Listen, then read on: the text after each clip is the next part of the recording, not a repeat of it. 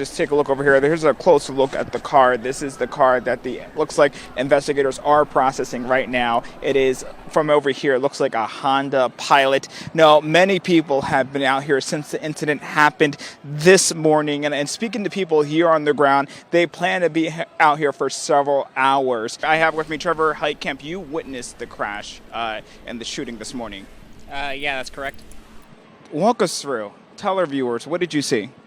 So I woke up, stepped outside of my house to smoke a cigarette. I heard commotion from about a half a block away. I walked towards the scene, and there was a maroon Honda kind of sideways in the road. The crowd actually just dispersed. Just take a look over my shoulder. There was a crowd here earlier, but police removed the barricades and they drove up the street. Now, there were some protesters who were following police and also throwing snowballs at them. One of the most telling things was watching that video with him as he described it. And, he told me that he lives around in this neighborhood, and he said it was literally 30 seconds when he heard what he saw.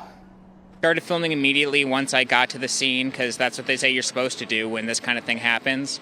And within 30 seconds of me filming, the shots were fired and this person died. These are eyewitnesses. There's a lot of unknown with a lot of unanswered questions as this is under investigation. But one thing is for certain, the community was loud and clear on how they felt about today's event, and they're actually still going behind me over my shoulder chanting F ICE. That is what they're chanting over and over again.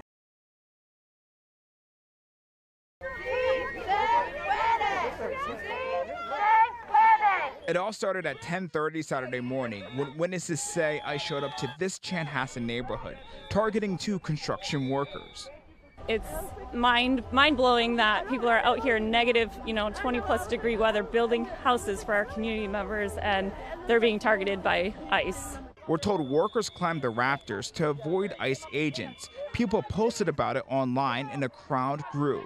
The goal was to ensure the workers weren't taken into custody. Consistently, we were asking for a judicial warrant. They did not have that. They said that they had an administrative warrant, but they refused to show that to us as well.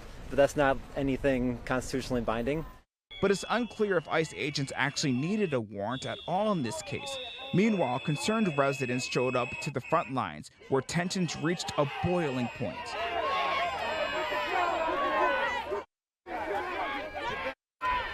It was scary.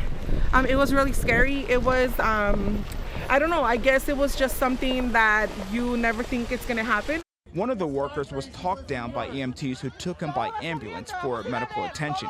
But the standoff continued between ICE and a second man, with activists asking ICE to leave.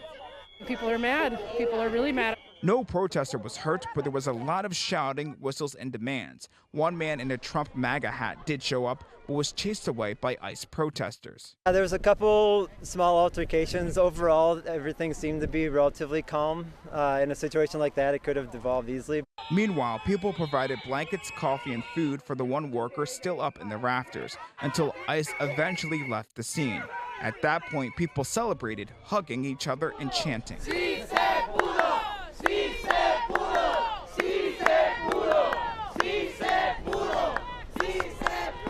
We value immigrants in our community and will do anything to protect them. With concerns ICE could drive back, the community activists coordinated together to get the other worker down from the roof while others locked arms to ensure a safe exit. Then they lined their cars up to discreetly put him in one of them. They drove off in multiple vehicles so he could leave undetected. We're committed to making our country a better place for all of us. Liberty and justice for all. We do not know the immigration status of the two men or if they have a criminal record. We reached out to the Carver County Sheriff's Office for more information. They say they responded to the scene to maintain peace. We reached out to ICE and DHS but haven't heard back before this broadcast. Alex's friend tells us tonight that they've known each other for more than a decade and that she couldn't believe that he was shot and killed for wanting to help immigrants. He was just an awesome person. Heather Zielinski says she knew Alex Preddy before he got his nursing license and landed a job in the ICU at the VA hospital. He was an avid outdoorsman. He was an avid bicyclist, and he was on his feet long hours of the day. She says he cared about people, and when ICE started operations in Minnesota, Alex felt the need to help.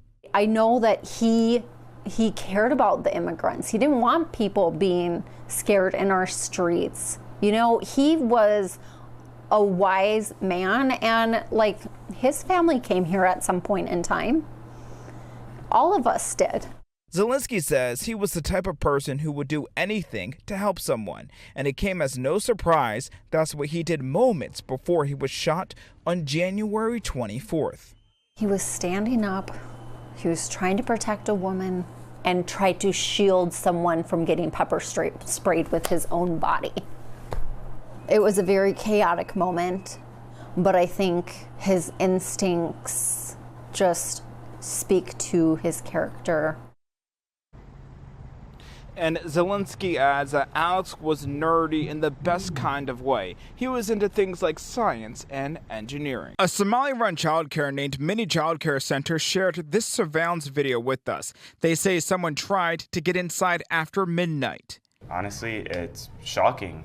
It's honestly really sad, and it makes me feel concerned for my own safety at this point. Just last weekend, a viral video was filmed outside of Somali-run daycare centers claiming they were fraudulent. This childcare center was one of the centers in the video. Fox 9 visited the site and saw kids were at the childcare center on New Year's Eve. The manager tells Fox 9 kids go in and out a different door, and this has put them in a position where their safety is at risk and they are getting phone calls constantly.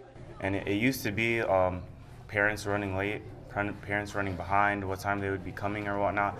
And now it's more or less people just like antagonizing us and calling us, trying to either threaten us or tell us just false information that they want to enroll their child here. Wednesday morning, Nokomis Daycare Center, another child care center, addressed an alleged vandalism and break-in that happened overnight. We've been receiving hateful messages through our voice notes threatening us for the past couple of days. Managers claim they found documents missing and their building damaged. This is devastating news, and we don't know why this is targeting our Somali community, as one video made by a specific individual made this all happen. Other daycare providers are worried about their safety and reputations. I don't know how to protect my records, and they're going around vandalizing the daycares and collecting student data.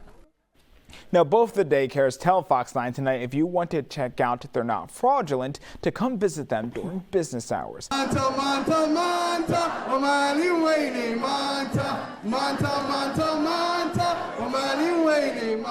Carmel Mall was packed on the 4th floor with people from the Somali community and people coming out in support. On Friday, President Trump said that he would immediately terminate temporary deportation protections from Somalis living in Minnesota, blaming them for fraud in Minnesota. We're not here by accident. We're here to stay forever. There are currently 500 Somalis in Minnesota living with these protections and a total of 700 nationwide. Many expect this to be challenged in court, but in the meantime, Somalis here say they are fearful of what's to come. People are always going to be fearful. But we're telling our people we're greater than their fear. We have resilience. We're people that are brave. When temporary status is revoked, federal law states it can't take effect earlier than 60 days after publication of that notice. And it has to come from the Secretary of Homeland Security, Kristi Noem. What the president is doing is un-American. It is not Minnesotan. The Protected Status Program for Somalis was launched in 1991 by President George H.W. Bush. It grants protections to eligible people who can't return to their homeland safely due to civil war or natural disasters. What we decided to do is to bring our community in the heart of in the Somali community here in Minnesota, which is Carmel Mall, to show that, our neighbors are with us, Minnesotans are with us, and we're all together in this fight. There's no word yet on when and if the removal of temporary status will take place, but experts say if someone is under temporary protection status, to check with legal counsel on what their options are.